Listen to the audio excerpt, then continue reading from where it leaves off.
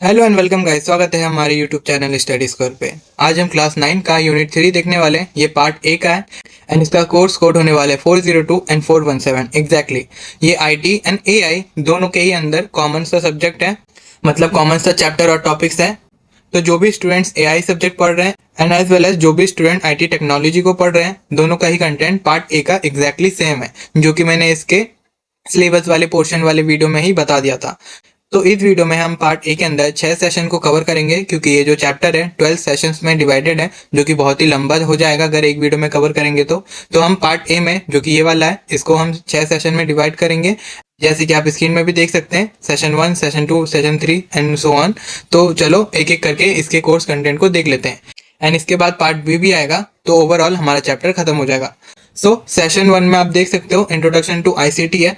ICT stand for information communication technology, जिसके अंदर information भी होगा, कम्युनिकेशन की भी टेक्नोलॉजीज होंगे एग्जैक्टली। जिसके अंदर आप क्या करोगे, कम्युनिकेट करोगे, क्रिएट करोगे इंफॉर्मेशन या डेटा, स्टोर करोगे डेटा, मैनेज करोगे डेटा एंड शेयर करोगे data with the help of any technology. इसका बेसिक मतलब यही है, आप इसके डेफिनेशन में भी देख सकते हो। एन एग्जाम्पल के तौर पर जो हमारे computer, laptop, smartphone, etc, radio वगैरह, इंटरनेट वगैरह जो भी आ जाते हैं, जो कि डेटा को एक जगह से दूसरी जगह भेजने में या फिर कम्युनिकेशन एस्टेब्लिश करने में हेल्प करते हैं, उनको हम आईसीटी कहते हैं, जैसे कि आप यहाँ पर एग्जाम्पल में भी देख सकते हो। फिर नेक्स्ट आता है हमारा डिजिटल वर्सेस एनालॉग टेक्नोलॉजी। ये एक कॉन्सेप्ट है कि डिजिटल क्या होता है एंड एनालॉग क्या होता है। तो बेसिकली डिजिटल मतलब जो भी बाइनरी कोड में डेटा को ट्रांसफर कर रहा होगा उसको हम डिजिटल कहेंगे, जो कि बेसिकली एक कंप्यूटर पार्ट में आ जाता है, मतलब ये कंप्यूटर बेस्ड होता है। लेकिन जो एनालॉग टेक्नोलॉजी होते हैं वो फिजिकल टेक्नोलॉजी होते हैं। फॉर एन एग्जांपल आप इसे अच्छे से समझ जाओगे, जो वॉचेस होती है, पहले कांटे वाली वॉचेस होती थी जो घूमती थी, है ना, तो वो एनालॉग वॉचेस हैं, जैसे कि आप इमेज में देख पा रहे हो। सिमिलरली जो आजकल के स्मार्ट वॉचेस है वो डिजिटल वॉचेस है, जिसके अंदर एक मदरबोर्ड वगैरह होता है, जिसका जो इन्फॉर्मेशन है वो बाइनरी फॉर्म में सेव रहता है। तो ये डिजिटल टेक्नोलॉजी है। तो ऐसे आप बाइफिकेट कर सकते हो, जो सारी टेक्नोलॉजी बाइनरी फॉर्म में डेटा इन और आउट करते हैं उनको डिजिटल टेक्नोलॉजी कहते हैं, और एनालॉग टेक्नोलॉजी फिजिकल जो सिग्नल्स होते हैं उनसे डील कर रहा होता है। जैसे कि आप इसके डेफिनेशन में भी देख पा रहे होगे कि यहाँ पर लिखा है जो बाइनरी है वो 0 एंड 1 को देखता है, मतलब इससे डील करता है, और जो एनालॉग है वो कंटिन्यूस सिग्नल्स को डील करता है, जो कि बेसिकली फिजिकल होते हैं, जैसे इलेक्ट्रिक पल्सेस हो गया, फिजिकल फोर्स हो गया, काइंड ऑफ। एन एग्जाम्पल के तौर पर यहाँ पर आप देखोगे, ये यहाँ पर आ गया कंप्यूटर, और यहाँ पर वही क्लॉक का एग्जाम्पल जो दिया था वो क्लॉक का एग्जाम्पल भी आता है।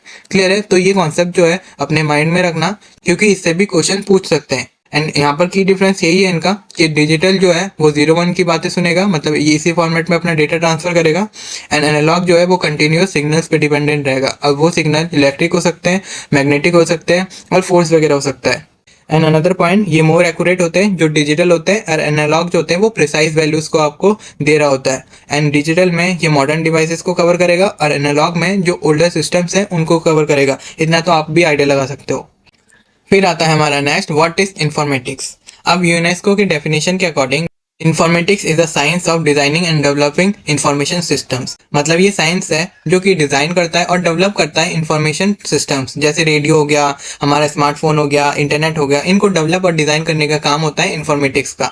ये मेंटेन भी करता है एज वेल एज। ये 2 पॉइंट्स है बेसिकली, एक पॉइंट ये है और एक पॉइंट ये है, तो ये भी आप ध्यान रख सकते हैं। एंड इसके अंदर आता है हमारे हार्डवेयर, जैसे फिजिकल डिवाइसेस आ गया, सॉफ्टवेयर में प्रोग्राम्स आ गया, ह्यूमन ऑर्गेनाइजेशनल एस्पेक्ट्स आ गए, जो हमारी कम्युनिटी बनती है अलग अलग international, nationally, and social political business में ये बहुत ज़्यादा इम्पैक्ट छोड़ता है। इन्फॉर्मेटिक्स का मतलब ही होता है study how information systems are created and is used in, मतलब ये कैसे बनाए जाते हैं और कैसे इस्तेमाल किए जाते हैं, इसी का मतलब होता है इन्फॉर्मेटिक्स। तो ये भी आप ध्यान रखोगे, ये कुछ टर्म्स है जिसको आपको जानने की रिक्वायरमेंट है, आपके बुक में गिवन है।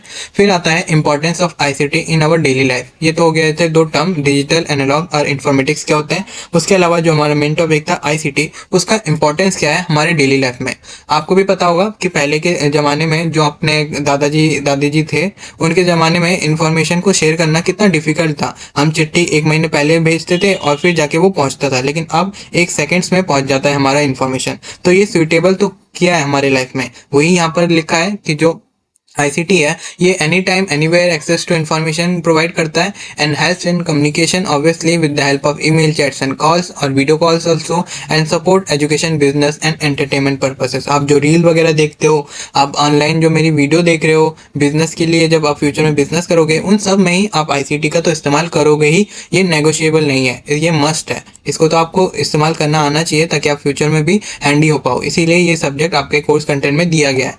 एंड एग्जाम्पल के तौर पर वही कि ऑनलाइन जॉब सर्च करने में भी ये हेल्प करेगा, रेज्यूमे बनाने में, ईमेल भेजने में वगैरह वगैरह करने में आपको आईसीटी बहुत हेल्प करता है। इनफैक्ट मैं ये जो वीडियो बना रहा हूँ ये भी with the help of ICT के यूज़ से ही बना रहा हूँ। अगर मेरे को ये आईसीटी का जो भी मैं गैजेट इस्तेमाल कर रहा हूँ इसका इस्तेमाल मेरे को करना नहीं आता तो मैं ये वीडियो भी बना नहीं पाता। तो इसके स्किल्स तो रिक्वायर्ड है हमारे डेली लाइफ में, वही चीज़ यहाँ पर बताई गई थी। और आईसीटी के डिवाइसेस में अभी तक तो आपने आइडिया लगा ही लिया होगा, ये सारे डिवाइसेस आते हैं मेनली। इसके अलावा भी बहुत सारे डिवाइसेस आते हैं, हमारे स्मार्ट वॉचेस, हमारे नेक बैंड्स, ये सारे ही इसमें इंक्लूड किए जाएंगे। तो टेंशन नॉट, जो भी इलेक्ट्रॉनिक डिवाइस आप देख लो जो कम्युनिकेशन में या फिर कोई मैसेज ट्रांसफर करने में हेल्प करता हो उसको हम आईसीटी डिवाइस कहेंगे। क्लियर है। फिर आता है हमारा नेक्स्ट पॉइंट कि आईसीटी हम वर्क प्लेस में कैसे इस्तेमाल करेंगे। वर्क प्लेस में जब आप काम करोगे तब आपको आइडिया मिलेगा, अदरवाइज आपने अपने पेरेंट्स को या टीचर्स को तो देखा ही होगा कि वो क्या काम करते हैं ऑनलाइन। बेसिकली हम वर्ड, एक्सेल, प्रेजेंटेशन, पेमेंट्स वगैरह, बुकिंग टिकट, मैनेजिंग डेटा, इन सब के लिए आईसीटी का इस्तेमाल करते हैं। हम लैपटॉप्स में टिकट बुक्स करते हैं, मूवी जाना हो तो मूवी की टिकट बुक करते हैं, रेलवे की टिकट बुक करते हैं, एयरलाइन की टिकट बुक करते हैं। अदरवाइज हमको कुछ डॉक्यूमेंट बनाना होता है, हमको कुछ चार्ट में लिख के देना होता है, प्रिंटेड जो फॉर्म है, ये आपकी जो बुक्स है, ये सारे ही with the help of ICT at work में इस्तेमाल किए गए थे। एंड उसके अलावा भी आप देख सकते हो कि जो स्किल्स हैं इसमें आपको ऐप्स को चलाना आना चाहिए, डेटा को हैंडल करना आना चाहिए, जो भी आप मीडिया इस्तेमाल कर रहे हो उसको क्रिएट, हैंडल, डिलीट, एडिट वगैरह करना आना चाहिए। वही सारी चीज़ें यहाँ पर लिखी है। क्लियर है। एंड इसके अलावा आता है हमारा होम में भी हम टीवी देखने में आईसीटी का इस्तेमाल करते हैं, सोशल मीडिया में हम आईसीटी का इस्तेमाल करते हैं, हम कॉलिंग मैसेजिंग में आईसीटी का इस्तेमाल करते हैं, गेम खेलने में, गाना सुनने में, एक्सेट्रा कामों में हम आईसीटी का इस्तेमाल तो करते ही हैं। तो इसको मैं और क्या ही डिटेल में समझाऊं, ये बेसिक्स ही है, ये चैप्टर ही बेसिक्स ही है, क्योंकि आजकल की जो जनरेशन है वो हमसे ज़्यादा जानते हैं आईसीटी के बारे में। तो इनको आप एक बार भी पढ़ोगे तो आपके समझ में आ जाएगा। अदरवाइज हम सेक्टर वाइज अगर बात करें तो एग्रीकल्चर में भी रिसर्च, ट्रेनिंग, डेवलपमेंट, इन सब में इस्तेमाल किया जाता है। रिटेल में ट्रेनिंग प्रोग्राम्स वगैरह आ गया, बैंकिंग में ऑनलाइन ट्रांजैक्शन, फाइनेंस सर्विसेज आ गया, हेल्थ केयर में मेडिकल रिकॉर्ड, ट्रेनिंग, दवाइयाँ वगैरह, इनकी रेसिपी, दवाइयाँ कैसे बनती है, फार्मूला, बेसिकली रेसिपी नहीं, लॉजिस्टिक्स, अपैरियल, ब्यूटी, वेलनेस, इन सब में भी आईटी का इस्तेमाल किया जाता है, जो कि मैंने यहाँ पर लिखा है। एक बार आप पढ़ लो, बस इतने में ही आपको समझ में आ जाएगा, ये कुछ ज़्यादा हार्ड टॉपिक नहीं है। तो यही सब चीज़ें थी हमारे सेशन 1 में। हम चलते हैं अब आगे सेशन 2 में, जो कि हमारा आईसीटी टूल्स। इनके अंदर हम दो ही कंपोनेंट को डिस्कस करेंगे, एक है स्मार्टफोन और एक है टैबलेट। अब आप ही बताओ, स्मार्टफोन और टैबलेट तो आपने अपनी लाइफ में देखा ही होगा और आपने यूज़ भी किया होगा, तो इसके बारे में और आपको क्या ही पता करने की रिक्वायरमेंट है। जो आपके बुक में दिया गया है ये बेसिकली आउटडेटेड हो चुका है आपका कंटेंट, बट कोई नहीं, क्योंकि हमको मार्क्स चाहिए तो हमको पढ़ना तो पड़ेगा। तो बेसिकली आईसीटी टूल्स के अंदर स्मार्टफोन और टैबलेट्स की बात करें तो आपको पता ही होगा स्मार्टफोन्स कैसे दिखते हैं और टैबलेट कैसे दिखते हैं, एंड इसके यूजेस को ही हम इसमें बेसिकली कवर करेंगे। Not so important, if you wanted to skip you can skip, ये उतना भी सेशन 2 इंपॉर्टेंट नहीं है, बट कोई ना, पढ़ना पड़ेगा क्योंकि हमारे बुक में बेसिकली जो हमारा स्मार्टफोन और टैबलेट है हमारे डेली लाइफ में बहुत इस्तेमाल किया जाता है, मैसेज भेजने में, फोटोज़ वगैरह, इंटरनेट, सोशल मीडिया, इन सब कामों के लिए हम इनका इस्तेमाल करते हैं। एंड अगर हम स्मार्टफोन की बात करें तो smartphone is an advanced mobile phone that can perform function similar to a computer. मतलब कंप्यूटर की तरह ही एक छोटा सा डिवाइस है जो कि बहुत ही एडवांस है, जिसको हम स्मार्टफोन कहते हैं। पिछला जो पिक था वो स्मार्टफोन का ही था। आई होप आपके पास भी स्मार्टफोन होगा, नहीं होगा तो आप अपने पेरेंट्स का देख सकते हो। इनके फीचर्स में आप कॉल कर सकते हो, इंटरनेट सर्फ कर सकते हो, मेल वगैरह, वीडियो कॉल वगैरह, गेम वगैरह, वही सारी चीज़ रिपीट हो रही है। एंड इसका जो वर्क है ये वायरलेस और मोबाइल नेटवर्क में ये काम करता है। एंड फिजिकल टेलीफोन लाइंस जो थी उनको इसने रिप्लेस कर दिया है, उसकी अब कोई ज़रूरत नहीं पड़ती। और इंटरनेट को इस्तेमाल करने के लिए ये कभी भी कहीं पे भी इसको एक्सेस कर सकता है, मतलब ये कभी भी कहीं पे भी इंटरनेट को इस्तेमाल कर सकता है, जिससे कि आपकी जो इंटरनेट की प्रायोरिटी होगी या फिर नीड होगी वो फुलफिल हो जाएगी।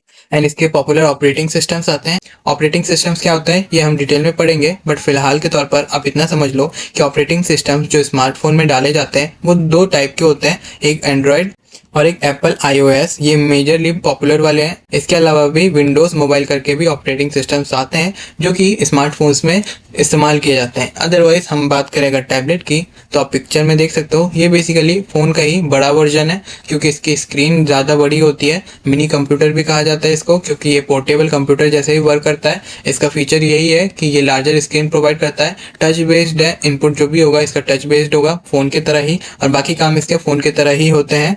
एंड मुझको बताने की रिक्वायरमेंट नहीं है कि कब आपको टैबलेट का इस्तेमाल करना चाहिए।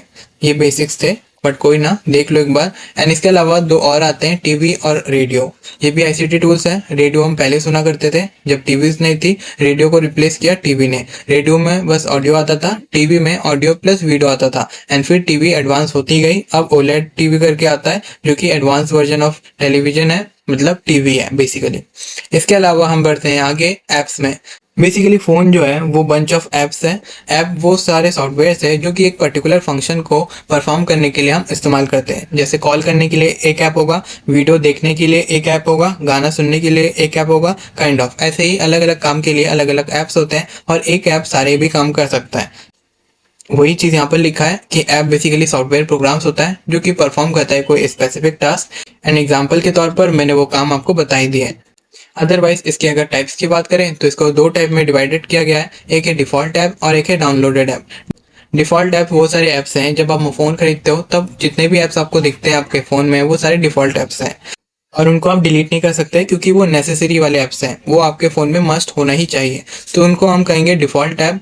और जो एक्सटर्नल ऐप हम डाउनलोड करते हैं हमारे फ़ोन में, जैसे आगे स्नैपचैट, इंस्टा वगैरह, वो सारे डाउनलोडेड ऐप कहलाएंगे। ये मेरे से बेटर तो आप जानते ही हो। खैर, इसके अलावा अगर आपको डाउनलोड करना है तो आप गूगल स्टोर और एप्पल स्टोर से डाउनलोड कर सकते हो। इसके अलावा कॉमन स्मार्टफोन ऐप्स की बात करें तो ये सारे कॉमन स्मार्टफोन ऐप्स हैं। मैं इनको पढ़ाऊंगा बिल्कुल नहीं, आप देख लो, और इसके फंक्शनिंग भी यहाँ पर लिखे हैं, आप देख लो। ये आप इस्तेमाल करते हो रेगुलर बेसिस पे, आई नो, मैं इसको पढ़ाने नहीं वाला। फिर चलते हैं हम सेशन 3 में, which is ICT tools, smartphones and tablets part 2। इसको और डिटेल में देखेंगे स्मार्टफोन एंड टैबलेट को। बेसिकली इसके अंदर जो मोबाइल का लेआउट है उसको हम देखने वाले हैं। बेसिकली इसके अंदर मोबाइल डिवाइस के लेआउट्स के बारे में बताया गया है। लेआउट्स बेसिकली वो बेसिक कंट्रोल्स होते हैं जो आपके फ़ोन में दिए जाते हैं, जैसे कि मेन कंट्रोल्स या सेटिंग्स। इसमें पावर बटन आता है, जो आपके बैक साइड में पावर बटन होता है उसको हम पावर बटन कहते हैं। तो वो भी पावर बटन होता है, उसका काम होता है डिवाइस को टर्न ऑन और टर्न ऑफ करना। टच स्क्रीन रहती है, बैक बटन रहते हैं, होम बटन रहते हैं, otherwise menu button, microphone, ear piece, volume buttons, ये सारे ही डिफरेंट टाइप्स ऑफ बटन्स तो रहते ही हैं। एंड इनका हम इस्तेमाल दे धड़ा करते हैं, इनको और क्या ही बताएं।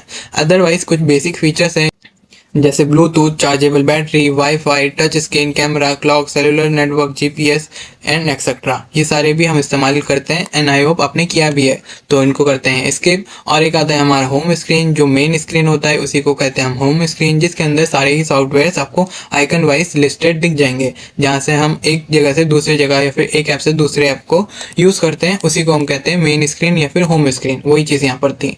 एंड जो टच स्क्रीन के जेस्चर है वो एडवांस फोन्स में और एडवांस हो चुके हैं, और पुराने फ़ोन में भी कुछ पुराने फीचर्स अवेलेबल है। जेस्चर बेसिकली कॉमन शॉर्टकट्स होते हैं जो कि हम इस्तेमाल करते हैं, जैसे टैप करना, डबल टैप होल्ड करना, drag, swipe, double tap, pinch etcetera. हर एक फ़ोन के अलग अलग जेस्चर्स हो सकते हैं, जैसे मोटो का फ़ोन अलग जेस्चर देगा, आईफोन अलग जेस्चर देगा, काइंड ऑफ वही चीज़ यहाँ पर बताई गई है। ये शायद ही आए आपके पेपर में, बट हु नोस, फिर भी आप ध्यान में रखना, ताकि एक नंबर का भी क्वेश्चन अगर इधर उधर से आ जाता है तो आप कर पाओ।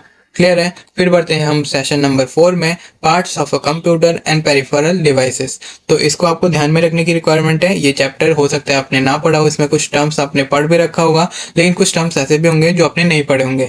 तो चलो स्टार्ट करते हैं। पहला है what is a computer. Computer basically programmable machine होती है, जो कि एक स्मार्ट डिवाइस है बेसिकली, जो कि आपके कैलकुलेशंस कर देता है। इनपुट आप देते हो, उस पर प्रोसेसिंग करके आपको आउटपुट शो करता है। क्योंकि कंप्यूटर का अगर देखा जाए तो काम एक ही होता है कि इनपुट लो, काम करो एंड उसको आउटपुट दिखाओ। इसका यही बेसिक प्रिंसिपल भी होता है, जो कि यहाँ पर बताया भी गया है। अदरवाइज यहाँ पर आप देखोगे ये जो कंप्यूटर है ये हमारे 3 कंपोनेंट्स में डिवाइड किया जाता है। पहला आता है इसका इनपुट डिवाइस, दूसरा आता है इसका सीपीयू जो कि सेंट्रल डिवाइस होता है, एंड तीसरा आता है इसका आउटपुट डिवाइस जो कि इसका रिजल्ट शो करने वाला डिवाइस होता है। इनपुट डिवाइसेस से हम इनपुट्स डालते हैं, सीपीयू उन इनपुट पे प्रोसेसिंग करता है, एंड प्रोसेसिंग करने के बाद आउटपुट डिवाइस को देता है, एंड आउटपुट डिवाइस के हेल्प से हम उस इंफॉर्मेशन को देख पाते हैं या फिर सेंस कर पाते हैं या फिर सुन पाते हैं। एग्जाम्पल में भी वही लिखा है कि अगर आपको मार्क्स एंटर करना है तो आप कीबोर्ड का हेल्प लोगे। कीबोर्ड यहाँ पर इनपुट डिवाइस है, एंड वो मार्क्स हमारे जाएगा सीपीयू में कैलकुलेट होने, एंड देन जो परसेंटेज आपको चाहिए रहेगा वो परसेंटेज एज एन रिजल्ट आपको मॉनिटर के थ्रू आपको दिखा देगा। तो ये जो मॉनिटर है ये हो जाता है हमारा आउटपुट डिवाइस। ये इंपॉर्टेंट है तो इसको और डिटेल में देख लेते हैं। जो कि हमारा सीपीयू है उसका फुल फॉर्म है सेंट्रल प्रोसेसिंग यूनिट, एंड इसको ब्रेन ऑफ अ कंप्यूटर के नाम से भी जाना जाता है, जो कि हम 3rd क्लास से सुनते आ रहे हैं, है ना। एंड इसका एक ही काम होता है, इनपुट लो, प्रोसेस करो एंड प्रोड्यूस योर आउटपुट, जो कि यहाँ पर आप देख पाते हो। एंड इसके अंदर 3 कंपोनेंट्स होते हैं।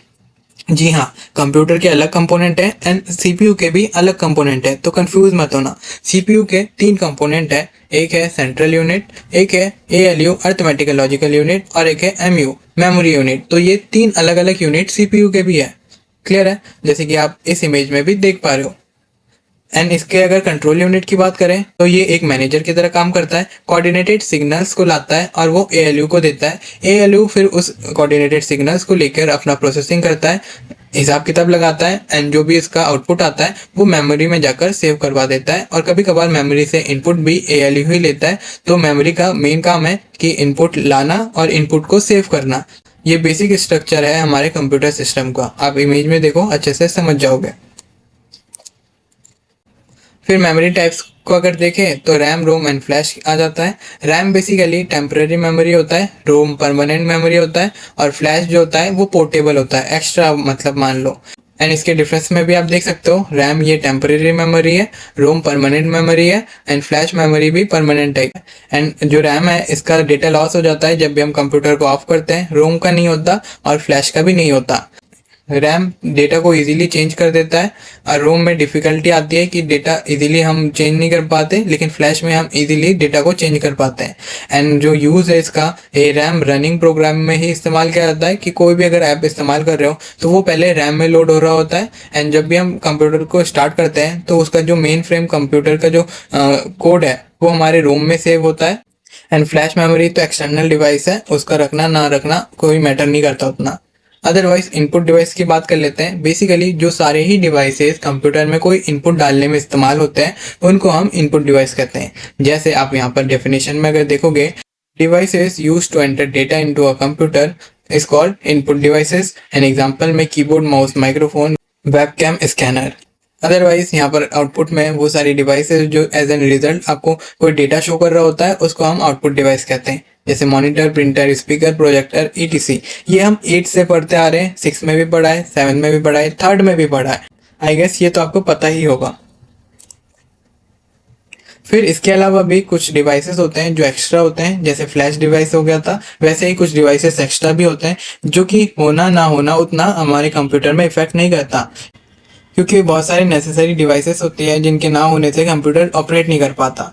फॉर एन एग्जांपल, अगर सीपीयू नहीं होगा तो कंप्यूटर कैसे चलेगा, है ना। लेकिन कुछ ऐसे डिवाइसेस भी हैं जो ना होकर भी हमारे कंप्यूटर में उतना इफेक्ट नहीं डालेंगे, क्योंकि उसके ऑल्टरनेटिव्स मिल ही जाते हैं। जैसे कि आप यहाँ पर भी देख सकते हो, कीबोर्ड एज एन इनपुट देता है, लेकिन कीबोर्ड अगर नहीं भी रहेगा हम माउस से कुछ ना कुछ इनपुट डाल सकते हैं, क्योंकि अब वर्चुअल कीबोर्ड भी आ चुका है। अगर माउस नहीं रहेगा हम कीबोर्ड से अपना काम कर सकते हैं, तो ये ऑल्टरनेट में पेरिफेरल में हम इस्तेमाल कर सकते हैं। स्कैनर, प्रिंटर, स्पीकर, प्रोजेक्टर नहीं भी रहेगा तो भी हमारा जो basic function of a computer है वो चलता ही रहेगा। एंड इसमें एक स्पेशल पेरिफेरल डिवाइस आ जाता है जो कि है बारकोड स्कैनर, जो कि अब मेजरली इस्तेमाल किया जाता है शॉपिंग्स वगैरह या फिर मार्केट वगैरह में। एंड सबसे मोस्ट इंपॉर्टेंट जो सर्किट है हमारे कंप्यूटर का, जो main circuit of a computer है, जिसको हम मदरबोर्ड भी कहते हैं, ये एक ग्रीन कलर का बोर्ड होता है ज़्यादातर, या फिर ब्लू भी होता है। आप यहाँ पर इमेज में देख सकते हो, ऐसा दिखता है एक मदरबोर्ड। बेसिकली ये पूरा का पूरा सर्किट है, अगर थोड़ा भी इधर उधर हो जाता है शॉर्ट सर्किट तो आपका जो कंप्यूटर है वो खराब हो जाएगा। इसी पे डिपेंड करता है कि आपकी सिग्नल कहाँ से कहाँ पर जाएंगी, कहाँ से कहाँ पर जाएंगी। तो ये मदरबोर्ड कुछ ऐसा दिखता है, आप यहाँ पर देख सकते हो। यही motherboard input as well as output devices को as well as central processing unit को भी कनेक्ट करके रखता है। फिर आता है स्टोरेज डिवाइसेस। स्टोरेज डिवाइसेस में आ जाता है वो सारे डिवाइसेस जो कि हमारे डेटा को ट्रांसफ़र या फिर सेव करके रखने में एज ए बैकअप या फिर स्टोर करके रखने में हेल्प करता है, जैसे USB, hard drive, CD, DVD etcetera. अब तो क्लाउड कंप्यूटिंग इस्तेमाल होते हैं तो इनका जो यूज़ है वो काफ़ी हद तक कम हो चुका है। एंड सबसे मोस्ट इम्पॉर्टेंट जो हमारा जो स्टोरेज है उसको हम कैसे मेजर करते हैं, तो basically 1 byte is equals to 8 bits and 1 KB is equals to 1024 bytes and so on. इसको इनटू कर देंगे तो हमारा आ जाएगा MB, GB, TB and so on. तो ऐसे इसकी मेजरमेंट होती है, आप देख लेना। क्लियर है? फिर चलते हैं आगे। फिर आते हैं हमारे पोर्ट्स या फिर कनेक्शन, जैसे वो सारे कनेक्शन जिनके द्वारा हम कोई भी डिवाइस को कनेक्ट करते हैं हमारे मेन मदरबोर्ड में, उनको हम पोर्ट्स कहते हैं। जैसे कि आप एग्जांपल में ये इमेज देख पा रहे हो, बेसिकली ऐसे होते हैं पोर्ट्स। ये जो होल्स हैं, ये जो एरिया है, इनको हम पोर्ट्स कहते हैं। ये अलग अलग होते हैं, जैसे USB पोर्ट होता है, डिस्प्ले पोर्ट होता है जिसको हम HDMI भी कहते हैं, अलग अलग होता है। ये पहले और अभी का अंतर है, पहले हम VGA इस्तेमाल करते थे, अब हम HDMI इस्तेमाल करते हैं। एंड ऑडियो पोर्ट कुछ इस तरीके से दिखता है, इथरनेट पोर्ट कुछ इस तरीके से दिखता है, पावर पोर्ट ये वाला होता है एंड सो ऑन। इसके अलावा भी बहुत सारे पोर्ट्स होते हैं। फिर बढ़ते हैं हम सेशन 5 में, जो कि है बेसिक कंप्यूटर ऑपरेशन। अब इसमें हम बेसिक कंप्यूटर के जो ऑपरेशंस है उनको देखेंगे, जैसे स्विच ऑन क्या होता है, बूटिंग क्या होता है एंड सो ऑन। चलो एक एक करके इनको देख लेते हैं। फर्स्ट ऑफ ऑल जो हमारा हार्डवेयर है एंड सॉफ्टवेयर है उसके कॉन्सेप्ट को जान लेते हैं। जो हमारा हार्डवेयर है वो होता है बेसिकली जो फिजिकल पार्ट हमें दिखने को मिलता है अपने कंप्यूटर में, जिनको हम टच कर पाते हैं, जैसे कीबोर्ड, मॉनिटर, CPU, उनको हम हार्डवेयर कहते हैं। एंड ये जो हार्डवेयर है इनको इस्तेमाल किया जाता है with the help of code या सिग्नल। तो ये जो कोड होता है इनको बेसिकली हम सॉफ्टवेयर कहते हैं। ये बेसिकली वो प्रोग्रामिंग होती है जो हार्डवेयर को बताता है कि कब आपको काम करना है, कब आपको नहीं करना, कितना करना है, कितना नहीं करना। तो ये एक दूसरे इंटर रिलेटेड है। हार्डवेयर के बिना सॉफ्टवेयर किसी काम का नहीं है एंड सॉफ्टवेयर के बिना हार्डवेयर भी किसी काम का नहीं है। ये एक दूसरे के साथ रिलेटेड है। इसका अगर आप डिफरेंस देखोगे तो यहाँ पर देख सकते हो, हार्डवेयर फिजिकल होता है, कैन बी टच्ड होता है जैसे कि monitor, and software not physical होता है, कैन नॉट बी टच, ये प्रोग्रामिंग होती है। एंड जैसे कि माइक्रोसॉफ्ट वर्ड, हमारा ऐप आ गया, गेम्स आ गया एंड सो ऑन। एंड इसके अलावा आता है ऑपरेटिंग सिस्टम, जो कि हार्डवेयर और हमारे सॉफ्टवेयर को इंटरेक्ट करने में हेल्प करता है, एज वेल एज आप एज एन यूज़र को भी इंटरेक्ट करने के लिए यही हेल्प करता है। तो देखा जाए ऑपरेटिंग जो सिस्टम है वो हार्डवेयर, सॉफ्टवेयर एंड यूज़र को एक दूसरे के साथ एक लिंक बनाने में हेल्प करता है, जिससे कि वो सूटेबली एक दूसरे का इस्तेमाल कर पाए। क्लियर है? जैसे कि आप यहाँ पर भी देखोगे कि जो हमारा ऑपरेटिंग सिस्टम है वो मोस्ट इंपॉर्टेंट है, इसके बिना हम कंप्यूटर का इस्तेमाल नहीं कर पाएंगे अच्छे से। एंड ये ऑटोमेटिकली कंप्यूटर में स्टार्ट हो जाता है जब भी हम पावर को ऑन करते हैं, एंड कंट्रोल करता है सारी ही एक्टिविटीज़ जो कंप्यूटर में चल रही होती है। देखिए ये आपके कंप्यूटर को सिक्योरिटी भी प्रोवाइड कराएगा, आपके कंप्यूटर को इस्तेमाल भी यही करवाएगा, आपका क्या चल रहा है क्या नहीं चल रहा कंप्यूटर बैक साइड में या फ्रंट में, ये सबका हिसाब किताब भी यही रखेगा। तो ये मोस्ट इंपॉर्टेंट होता है ऑपरेटिंग सिस्टम। इसके एग्जांपल में विंडोज़ आ जाते हैं, लिनक्स आ जाते हैं, मैक्स आ जाते हैं, एंड मोबाइल की बात करें तो एंड्रॉयड, iOS जैसे ऑपरेटिंग सिस्टम्स आ जाते हैं। इसके अलावा भी बहुत सारे ऑपरेटिंग सिस्टम्स हैं, आप इस इमेज में देख सकते हो। देखो कितने सारे टाइप्स ऑफ ऑपरेटिंग सिस्टम्स हैं। फिर नेक्स्ट आता है स्टार्टिंग अ कंप्यूटर, जिसको हम बूटिंग भी कहते हैं। ये इनिशियल स्टेप होता है, जब भी हम कंप्यूटर को स्टार्ट करते हैं तो कंप्यूटर भी कुछ टाइम लेता है अपने सारे जो डिवाइसेस हैं, कंपोनेंट्स हैं, उनको एनालाइज करने के लिए। वो देखता है कि क्या हमारे पास अवेलेबल है, क्या जो जो नेसेसरी चीज़ें हैं वो हमारे पास अवेलेबल है या नहीं है, रिक्वायरमेंट्स को मैच करेगा, एंड फिर जाके हमारे कंप्यूटर को प्रेजेंट करेगा हमारे यूज़ के लिए। तो बूटिंग जो होती है वो ऑटोमेटिकली स्टार्ट होती है जब भी हम कंप्यूटर को ऑन करते हैं, एंड ये सारी चीज़ों को देखता है, लोड करता है, और as per hour requirement, and अगर हमारे कंप्यूटर के बेसिक नीड्स जो है बेसिकली फुलफिल हो रहे हैं तो ये ऑन करता है। अब आता है log in and log out, मतलब कंप्यूटर को कैसे स्टार्ट करना है एंड कैसे उसको बंद करना है। लॉग इन और लॉग आउट ये आपको अच्छे से पता है। लॉग इन में यूज़र नेम एंड पासवर्ड चाहिए रहता है, जैसे फिलफिल हो जाता है, हमारा लॉक ओपन हो जाता है तो हम लॉग इन कर पाते हैं, और जब काम हो जाता है तो हम लॉग आउट कर देते हैं। फेसबुक, इंस्टा वगैरह, व्हाट्सएप वगैरह में तो इनका इस्तेमाल देखा ही होगा और करा भी होगा। तो चलो हम बढ़ते हैं आगे कि शट डाउन, जैसे कि मैंने अभी बोला कि वो पावर बटन में जाएंगे एंड शट डाउन प्रेस करेंगे तो शट डाउन हो जाएगा। तो ये सब छोड़ो, हम चलते हैं मेन टॉपिक में, जो कि है हमारा कीबोर्ड। बेसिकली जो कीबोर्ड है हमारा कुछ वो इस तरीके से दिखता है। ये हमारा कीबोर्ड है। इसके अंदर बटन्स होते हैं बहुत सारे, जिनका काम होता है अलग अलग। इसके अंदर बहुत सारे बटन्स होते हैं, जैसे कि हमारा आ जाता है फंक्शन बटन, जो ऊपर का ये जो पार्ट दिख रहा है आपको, ये है हमारा फंक्शन बटन। फिर आ जाता है कंट्रोल बटन, ये वाला जो बटन आपको दिख रहा है ये है हमारा कंट्रोल बटन, जिसके अंदर control shift all tab lock ये सब आते हैं। फिर आता है हमारा एंटर की, यहाँ पर जो आपको बटन दिख रहा है ये है हमारा एंटर की। अदरवाइज आता है पंक्चुएशन की, ये जो सिंबल्स हैं इनको कहते हैं हम पंक्चुएशन की। फिर आता है हमारा नेविगेशन की, ये जो बटन आपको दिख रहा है up down page up page down, ये हमारा नेविगेशन की। फिर कमांड की एंड विंडो की, ये वाले हमारे कमांड की है। एंड ये जो बटन है इसको कहते हैं हम विंडो की। तो ये अलग अलग टाइप्स ऑफ कीज है हमारे कंप्यूटर में, और हम फॉर्मेट इस्तेमाल करते हैं QWERTY। अलग फॉर्मेट के भी कीबोर्ड्स आते हैं, लेकिन हम इस्तेमाल करते हैं QWERTY। तो ये भी कभी कभार पूछ लेता है। फिर अगर माउस की बात करें तो माउस हमारा कुछ इस तरीके से दिखता है। एंड इसके एक्शंस की बात करें तो होवर कर पाते हैं हमको बस रोल ओवर करना होता है, और हमारा जो कर्सर है वहां पर आपको दिख जाता है। क्लिक का ऑप्शन है, right click and left click, double click and drag and drop, जो कि आपको पता ही होगा। ड्रैग एंड ड्रॉप बेसिकली एक जगह पकड़ के दूसरी जगह छोड़ देना, जैसे कि ये जो फोल्डर है यहाँ से मैंने ड्रैग किया और यहाँ पर मैंने छोड़ दिया, तो इसको कहेंगे ड्रैग एंड ड्रॉप। एंड फिर आता है हमारा session number 6, which is last session of this video, जिसके अंदर हम परफॉर्मिंग बेसिक्स फाइल्स ऑपरेशंस को देखेंगे। इसमें बेसिकली हम फाइल और फोल्डर के बारे में पढ़ेंगे। बेसिकली फाइल और फोल्डर के कुछ बेसिक्स ऑपरेशंस होते हैं, जैसे उसको डिलीट, कॉपी, रीनेम या फिर एडिट वगैरह करना। इतना ही यहाँ पर लिखा है। जैसे कि एक फाइल होगी, उसको कैसे बनाना है, उसको कैसे एडिट करना है, डिलीट करना है, रिमूव करना है, नेम चेंज करना है एंड सो ऑन। तो इसके अंदर जो फाइल्स है वो कलेक्शन ऑफ डेटा है, इंफॉर्मेशन है, उसको हम फाइल्स कहेंगे। एंड वही फाइल जब हम एक जगह स्टोर कर रहे होंगे तो उसको हम फोल्डर कहेंगे। तो folder is a collection of files and file is a collection of information, है ना। लेकिन एक चीज आपको ध्यान में रखने की रिक्वायरमेंट है, जो हमारी फाइल्स होती है उनमें दो चीज होता है, एक फाइल का नाम और एक फाइल का एक्सटेंशन।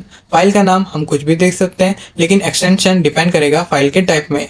इसमें अगर आप देखोगे कि जो हमारी फाइल होती है वो बहुत डिफरेंट डिफरेंट टाइप्स की होती है। जैसे कि अगर TXT फाइल है तो उसका एक्सटेंशन होगा .txt, डॉक्यूमेंट है तो .doc या फिर docx होगा, स्प्रेडशीट है तो XLS या फिर XLSX होगा, इमेज है तो .jpg, ऑडियो है तो .mp3 एंड सो ऑन। इसके अलावा भी बहुत सारे होते हैं, तो आप गूगल में भी कर सकते हो। अदरवाइज मैं आपको होमवर्क देता हूँ, आप बहुत सारे एक्सटेंशन का नाम पता करो और मेरे को कमेंट्स में बताओ। तो ये आपका होमवर्क है, आप कमेंट्स में बताओगे। तो ये होते हैं फाइल्स एंड फाइल्स के एक्सटेंशन। अगर मैं इसको प्रैक्टिकली दिखाऊं तो आप देख सकते हो, ये जो हमारा 9th का फोल्डर है, इसको जैसे हम क्लिक करेंगे इसके अंदर देखो कलेक्शन ऑफ फाइल्स आ गई, है ना। तो 9th हमारा फोल्डर था और इसके अंदर कलेक्शन ऑफ फाइल्स आ गई। अब इस कलेक्शन ऑफ फाइल्स में अगर आप जूम इन करके देखोगे, मैं जूम इन कर रहा हूँ, तो आप देखोगे यहाँ पर PDF फाइल है तो .pdf लिखा है, यहाँ पर PPT फाइल है यहाँ पर PPT फाइल है तो .pptx लिखा है, जो कि एक पावर पॉइंट फाइल है। तो ये इसका एक्सटेंशन है और सामने इसका नाम लिखा है। अदरवाइज अगर हम कुछ और देखना चाहें डाउनलोड में भी, तो आप देखोगे यहाँ पर PNG, मतलब ये PNG मतलब इमेज फाइल है, इसीलिए PNG लिखा है। यहाँ पर .exe लिखा है क्योंकि ये एक सॉफ्टवेयर है। तो ये अलग अलग types of extension and files है। एंड फोल्डर, जो कि मैंने आपको दिखाई दिया कि कलेक्शन ऑफ फाइल्स होता है, जिसको हम फोल्डर कहते हैं। एंड इसके अंदर कोई एक्सटेंशन की रिक्वायरमेंट नहीं होती, क्लियर है, बस फाइल में ही होती है। एंड इसको अगर क्रिएट करने की बात है तो यहाँ पर आप स्टेप्स देख सकते हो, ये स्टेप्स आप देख लो। तो हम जाएंगे पहले मेन्यू बार में, यहाँ पे करेंगे हम नोटपैड, यहाँ पर लिखा हमने नोटपैड। नोटपैड में जाते ही यहाँ पर एक फाइल क्रिएट करना है, तो आप यहाँ पर प्लस आइकन भी दबा सकते हो। अदरवाइज यहाँ पर मैं करता हूँ न्यू टैब, तो न्यू टैब ओपन हो जाएगा। यहाँ पर मैं लिख देता हूँ hello students, do not forget to like and subscribe. यहाँ पर हमने ये वाली स्टेटमेंट लिखी है। अब इसको कर देते हैं सेव। इसमें करता हूँ मैं सेव एज।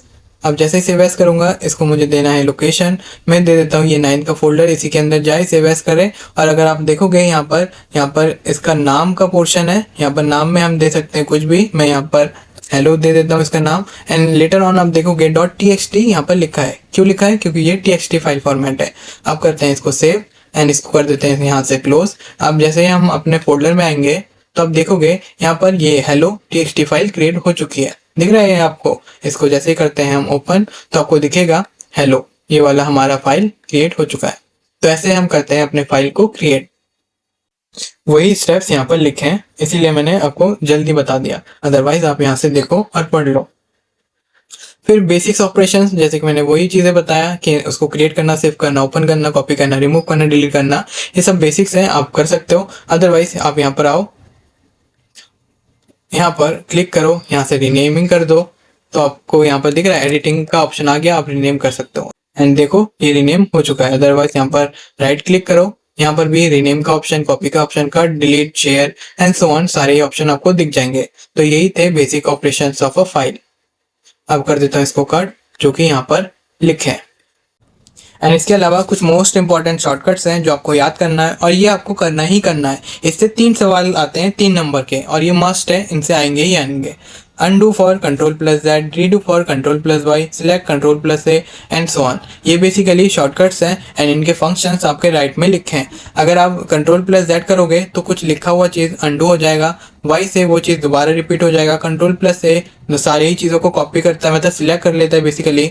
X से कट हो जाता है, C से कॉपी होता है, V से पेस्ट होता है, P से प्रिंट होता है और S से सेव होता है। मैं चाहूँ तो ये अभी आपको करके दिखा दूँ, लेकिन नहीं, आप ये अपने कंप्यूटर में प्रैक्टिस करोगे। अगर आपके पास पर्सनल कंप्यूटर नहीं भी है कोई बात नहीं, आप अपने स्कूल वाले कंप्यूटर में प्रैक्टिस करो एंड देखो क्या ये वर्क कर रहे हैं या नहीं कर रहे। हो सकता है ना मैंने कुछ भी लिख दिया हो, लेकिन आप चेक करो, ये आपकी रिस्पॉन्सिबिलिटी है। मैं करने को तो दिखा दूं, बट नो, आपको ये करके देखना है एंड मेरे को वापस बताना भी है कि ये वर्क करते हैं या नहीं करते हैं। तो गाइस यही था सेशन नंबर 6 का कोर्स कंटेंट। हमने पार्ट ए में 1 से लेकर 6 तक सारे ही टॉपिक्स को कवर कर लिया है। ये वीडियो पार्ट ए है यूनिट 3 का। इसके बाद जो वीडियो आएगा उसमें हम रेस्ट ऑफ द टॉपिक को कवर करेंगे। तो गाइस आज के लिए इतना ही, मिलते हैं हम नेक्स्ट वीडियो में।